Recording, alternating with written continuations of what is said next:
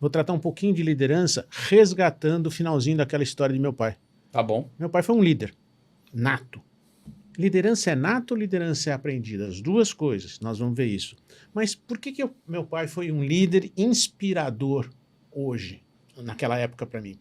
Porque ele me contou essa história, que ele foi ao Rio de Janeiro e eu perguntei para ele, mas pai, você não sabia costurar, o que você fazia?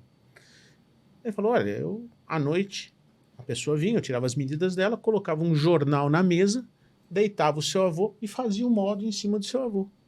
E aí ia costurar. Por que você fazia isso? Eu fazia isso porque se eu não fizesse isso eu não comia. Eu estava casado com a sua mãe. Eu precisava comer. Mas por que ele me contou essa história? Porque eu fui perguntar a ele a seguinte coisa. Eu estava no primeiro ano do ITA e fui convidado para dar aula num cursinho e fiquei um pouco apreensivo. Eu falei, pai, vou ou não vou? Aí ele me contou essa história e fez a seguinte pergunta. Aí a pergunta de um líder. Um líder que inspira. Um líder inspiracional. Nós tratamos desse assunto. Se você não der aula, você vai passar fome, não pegar essas aulas para dar, você vai passar fome? Eu falei, não. Você vai não ter onde dormir? Eu falei, não. Então o que te impede de dar aula? É o seu medo, o seu receio de dar aula. Eu, se não cortasse aquele terno, não fizesse, não comia. Então você tem que decidir se você quer enfrentar os seus medos ou não quer enfrentar os seus medos. E ele me deu a seguinte lição.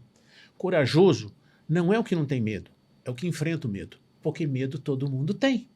Medo é da natureza do ser humano. Se a gente não tivesse medo, a gente seria comido pelo leão, porque você chegava lá de bobeira na frente do leão, oi, gatinho, e ele te comia. Então, medo é aquilo que te protege dos riscos da vida.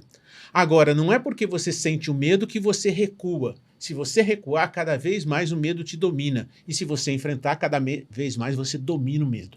Isso é uma lição de um líder nato, ele não teve estudo para isso, e que me ensinou que eu deveria enfrentar meus medos com coragem e eu superaria esses medos.